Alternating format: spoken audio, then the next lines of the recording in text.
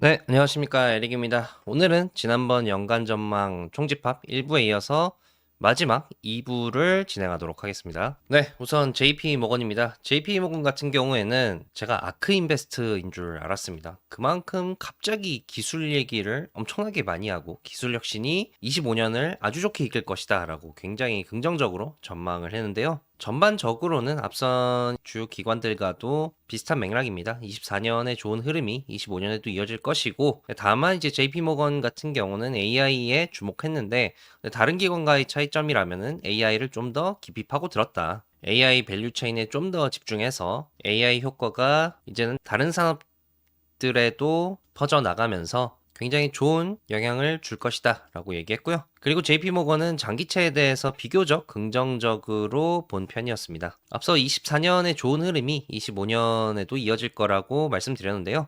JP모건이 그렇게 본 이유는 우리가 코로나가 끝나고 이제서야 정상으로 돌아갔기 때문입니다.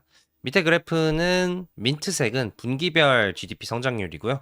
남색은 GDP 성장률의 추세선입니다. 보시면은 코로나 이후로 이제서야 추세선에 가까이 다가가고 있다라는 게 JP모건의 뷰입니다. 블랙락과는 다르죠. 블랙락은 이제 이런 추세선은 의미가 없어졌다라고 얘기를 했으니까요. 그리고 25년이 좋을 것 같은 이유 중에 하나는 전 세계적으로 금리 인하 사이클이 25년에 본격적으로 시작될 거기 때문인데 전 세계 중앙은행의 금리 결정을 나타낸 그래프인데요. 최근 보시면은 37개 주요 중앙은행 중에서 27개 중앙은행이 금리 인하를 시작했습니다. 금리를 시장의 예상보다 덜 내릴 거다라는 우려가 있기는 하지만 어쨌든 전 세계적으로 금리 인하 사이클에 들어갔다. 그리고 보통 금리 인하 사이클은 자산 시장과 경제 성장에 있어서는 긍정적이니까 25년도 이런 좋은 흐름을 받아서 좋게 갈 것이다 라고 보고 있고, 그리고 두 번째는 AI인데 지금까지는 AI 투자들이 빅테크 위주로 진행이 됐다면은 이제는 다른 산업에서도 AI에 엄청나게 투자를 할 것이다. 그래서 올해는 작년보다 AI 투자가 더 확대되면서 경제와 시장에 상당한 호재로 작용할 것이고, 그리고 투자뿐만이 아니라 실제로 AI가 결과물을 낼 거라는 거죠. 그래서 AI로 인해서 전반적으로 경제의 생산성이 가시적으로 향상될 것을 JP모건은 기대하고 있습니다. 그리고 모두가 걱정하는 인플레이션에 대해서도 JP모건은 상당히 긍정적인 모습이었는데요.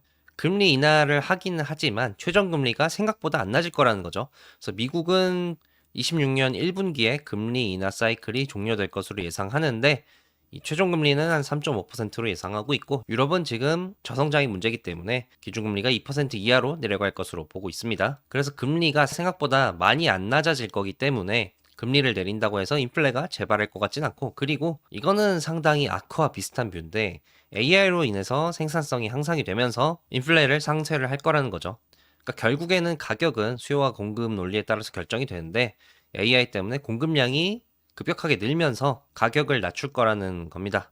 물론 이 인플레이션 리스크가 없다는 얘기는 아니었습니다. 그래도 인플레이션 리스크가 있다고 얘기하면서 분산 투자의 중요성을 강조하기도 했고요. 그리고 JP모건도 다른 기관과 마찬가지로 미국이 가장 좋을 것이다라고 봤습니다. 금리 인하 사이클에서는 원래 이머징이 선진국보다는 잘 나가는데 이번에는 이 금리 인하 사이클에서 이머징보다는 미국이 더 수혜를 받을 거라는 거죠. 왜냐면은 이머징은 중국의 소비에 상당히 많이 영향을 받는데 지금 중국의 소비가 코로나 이전에 비해서 16%나 더 낮은 상태다. 그러니까 중국의 소비가 상당히 저조한 상태이기 때문에 금리 인하 사이클의 수혜를 이번에는 그렇게 크게 받지 못할 것이다 라고 보고 있고요. 그리고 미국 같은 경우는 올해 S&P 500의 모든 섹터가 이익 성장을 기록할 것으로 JP모건 예상했는데, 만약에 S&P 500이 올해 모든 섹터에서 이익 성장이 일어나면 이게 2018년 이후로 처음이라고 합니다. 그래서 AI뿐만이 아니라 전반적으로 경제도 좋고 금리 인하의 수혜도 받고 있기 때문에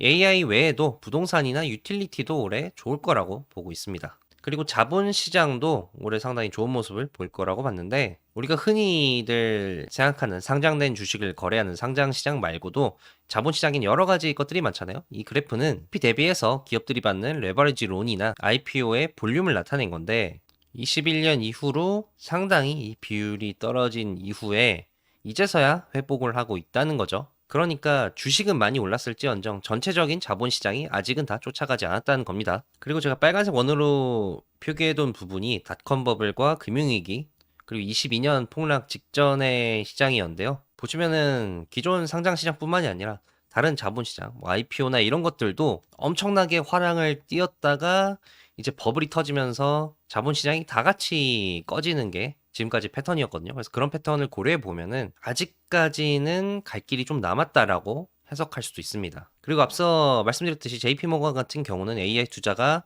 올해 더 꽃을 피울 거라고 봤는데 우선 과거와 비교했을 때 아직 투자가 많이 올라오지 않았다는 겁니다. 이 그래프는 기업의 자본 지출을 나타낸 그래프인데요. 보시면은 2차 대전 이후라든지 뭐 니프티 50라든지 2000년대 인터넷 혁명이라든지 이런 식으로 사회에 뭔가 큰 흐름이 발생할 때마다 기업 투자가 상당히 급증을 했거든요. 근데 지금은 AI라는 큰 흐름이 발생했음에도 불구하고 아직 기업 투자가 쫓아오지 않았다. 그러니까 기업 투자가 늘어나는 것은 이제부터 시작이다라고 보는 겁니다. 그래서 다른 산업에서도 AI 투자를 늘릴 것이라고 보고 있는데 밑에 그래프는 물류, 소매, 식음료 이런 섹터들이 지난 5년간 자동화에 얼마나 투자를 했고 그리고 앞으로 5년간 얼마나 투자할 것 같은지를 나타낸 그래프인데요. 보시면 모든 섹터에서 다 자동화 투자를 늘릴 것으로 예상을 하고 있습니다. 이렇게 AI가 전 산업으로 확대되는 과정에서 첫 번째로 수혜를 받을 섹터를 헬스케어로 JP모건을 뽑았는데요. 헬스케어가 AI를 적극적으로 도입했을 때 생산성이 올라갈 게 가장 가시적으로 보이는 섹터라는 거죠. 이 그래프는 이 Y축은 LLM으로 대체될 수 있는 업무를 나타낸 거고요. X축은 매출에서 인건비의 비중을 나타낸 겁니다. 근데 보시면 헬스케어 같은 경우는 매출에서 인건비가 차지하는 비율이 35%인데 근데 헬스케어 쪽에서 LLM으로 대체될 수 있는 업무가 한 65%에서 70% 정도 된다. 그러니까 사람 자르고 AI 도입해서 생산성을 확대시킬 여지가 크다라는 거죠. 그리고 그 외에도 AI 인프라 투자에 대해서 작년부터 계속 얘기가 나왔지 않았습니까? 밑에 그래프는 이제 전력 수요를 나타낸 건데 남색은 데이터 센터를 포함시키지 않았을 때의 전력 수요와 앞으로 예상치고 민트색은 이제 데이터 센터를 포함시킬 때죠. 앞으로 데이터 센터 때문에 전력 수요가 엄청나게 늘어나기 때문에 뭐 천연가스고 원자력이고 쓸 수 있는 에너지는 다 끌어다 써야 된다. 그 과정에서 수혜를 보는 섹터들이 많을 거라는 겁니다. 그리고 국방 투자의 방식 변화 역시 상당히 호재가 될 수 있다라고 봤는데요. 이 그래프는 연도별 무장 충돌 발생 건수를 나타낸 겁니다. 보시면은 지난 80년 동안 가장 무장 충돌 건수가 큰 세상에 살고 있는데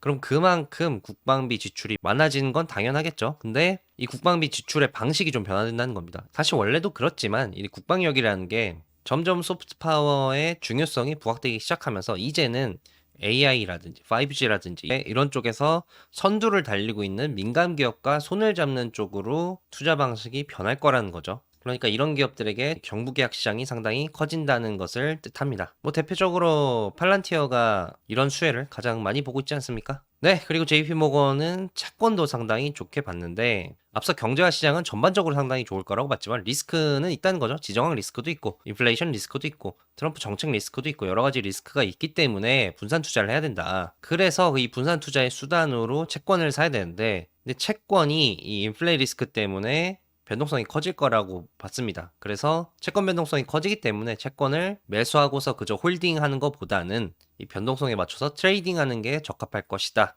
라고 봤습니다. 그렇다면은 채권이 트레이딩 수단인지 어떻게 분산 투자의 수단이 될 수 있냐에 대해서는 변동성이 커지겠지만 그래도 앞서 말했듯이 전 세계적으로 금리 인하 사이클에 들어가기 때문에 변동성이 커질지라도 금리 인하 사이클에 채권이 수혜를 받아서 분산 투자 효과를 가져오긴 할 것이다 라고 봤습니다. 그리고 또 다른 분산 투자의 수단으로 배당주를 꼽았습니다. 정확히는 배당주 외에도 정기적으로 배당을 줄 수 있는 자산을 꼽았는데요. 앞으로 이런 배당을 줄 수 있는 자산이 상당히 유망해질 거라는 거죠. 밑에 그래프는 금리 인하 사이클마다 머니마켓 펀드에서 얼마나 돈이 유출되는지를 나타내는 겁니다.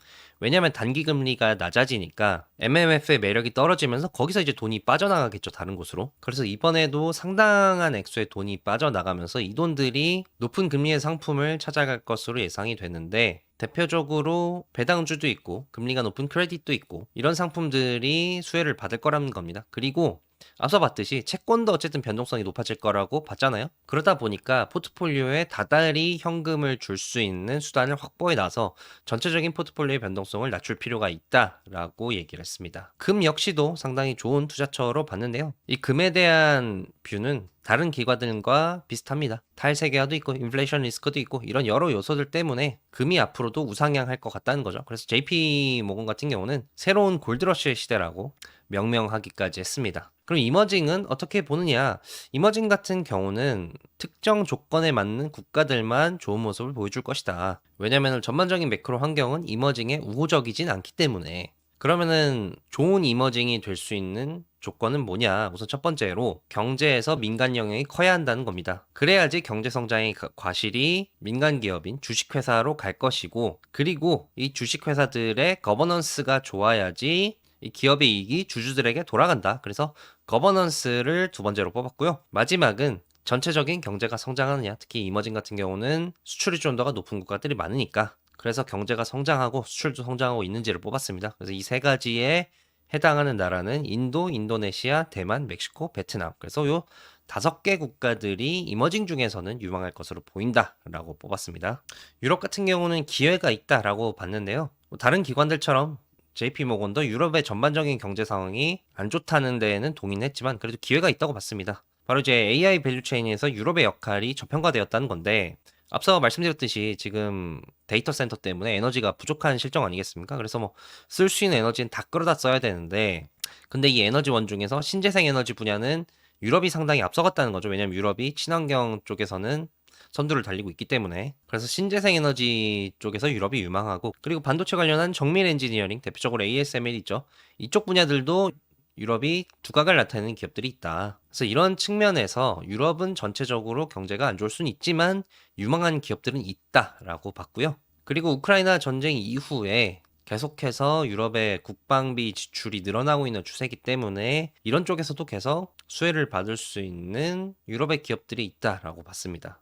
네, 마지막은 모건 스탠리입니다. 모건 스탠리 역시도 전반적인 뷰는 다른 기관들과 비슷했습니다. 경제 좋을 거고, 시장도 괜찮을 거고, 국가 중에서는 미국이 가장 좋을 거다. 근데 다만 구체적인 타이밍을 좀 특정하는 부분에서 다른 기관들과 차이를 보였고요. 모건 스탠리 같은 경우는 상반기에는 채권이 좋고 하반기에는 주식이 좋을 수 있다라고 얘기를 했습니다. 그래서 이런 식으로 순서의 흐름이 왜 발생하느냐? 바로 트럼프 정책을 그 이유로 뽑았는데요. 트럼프가 시장이 좋아하는 정책을 먼저 하느냐, 아니면 시장이 싫어하는 정책을 먼저 하느냐에 따라서 이 흐름이 달라질 거라는 거죠. 실제로 뭐 트럼프가 지금 행정명령을 어마어마하게 해댈 태세지 않습니까? 그래서 이런 정책 뉴스에 따라서 자산시장의 흐름이 크게 영향을 받을 것이다. 그래서 모건 스탠리 같은 경우는 상반기엔 채권이 좋을 수 있고 하반기엔 주식이 좋을 수 있다고 봤는데, 상반기에는 인플레이션이 안정되는 흐름을 계속해서 보일 것이고, 그리고 막 시작된 금리 인하 흐름이 갈 거기 때문에 상반기에는 채권이 좋을 수 있다. 근데 모건 스탠리가 봤을 때는 올해 중순쯤에 금리 인하를 그만할 확률이 있고, 그리고 트럼프의 정책들 때문에 연말에 인플레이션 우려가 생기기 때문에 채권은 상반기에는 좋고 하반기에는 좀 부진한 모습을 보이고, 그래서 하반기에는 채권보다는 주식이 좋을 수 있다. 하반기에 트럼프의 규제 완화로 인해서 M&A가 활발해지고 이런 것들 때문에 주식이 좋을 수 있다라고 얘기했고요.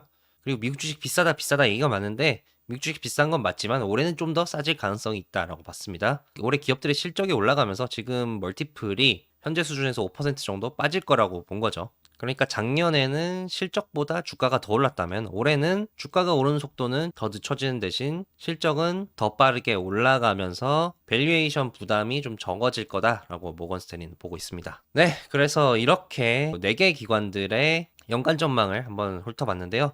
이 기관들 모두 올해 좋게 봤습니다. 전반적으로 경제도 좋고 시장도 좋을 거지만, 근데 다만 트럼프 효과, 탈세계화 이런 요인들 때문에 변동성은 확대가 될 거라고 보고 있고요. 올해도 미국 주식이 가장 좋다는 데는 모든 기관이 동의했습니다만, 확대되는 변동성 속에서 어떻게 대처해야 되냐는 상의했는데, 주요 IB들처럼 이제는 분산 투자를 시작해야 될 때라고 한 곳도 있었고, 블랙락 같은 경우는 테마에 집중해야 된다고 얘기했죠. 그리고 올해는 알파운딩에 조금 더 힘써야 된다는 것도 전반적인 기관들의 의견이었습니다. 작년보다는 지수 수익률이 둔화될 가능성이 크고, 그리고 기술혁신이라는 테마가 있기 때문에 이 테마에 맞는 종목들은 상당히 크게 갈 수가 있다. 그래서 인덱스에서 한층 더 내려가서 종목 선택을 강조한 면이 있습니다. 네, 그럼 여기까지가 연간 전망 시리즈였고요. 저는 다음 영상에서 다시 찾아뵙겠습니다. 감사합니다.